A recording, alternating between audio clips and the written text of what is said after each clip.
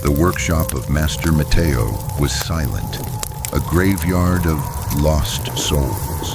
The ash of the wooden ring still lingered in the air, shimmering under the dying embers of the forge. Saga opened his eyes. His chest heaved with the sudden weight of breath, and for the first time in years, he saw his shadow stretched long and dark across the stone floor. He was back, but this return held no warmth, only a coldness that bit deep into his bones.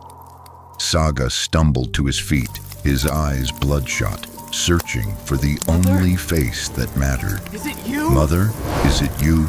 I heard your voice calling me from the abyss. The woman stood only a few feet away, but her eyes, they no longer saw him. They were flat, empty, like a mirror reflecting nothing but the void. She looked through him as if he were a ghost, though he was now a man of flesh and blood. "Forgive me, sir," she said, her voice steady and hollow, a sound that made Saga's heart wither. "I do not know who you are. Master Mateo said you needed help, and I have paid your debt. Now I must leave. I feel as though someone is waiting for me, but I can no longer remember who." Saga lunged forward, reaching for her thin, weathered hands, but Mateo stepped from the shadows, blocking him with a gaze as sharp as a blade. "Do not touch her, Saga," Mateo growled. "You have your life. You have your shadow. But in this workshop, no miracle is free. She did not just give me a ring. She gave me her reason to love you.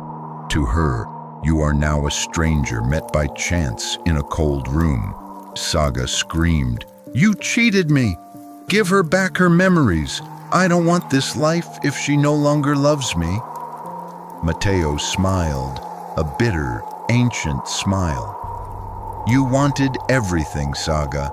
Now you have it. You have gold, you have life, you have power. But your sentence is to live forever seeing the only person who sacrificed everything for you look at you as if you never existed. That is the true price of the golden key."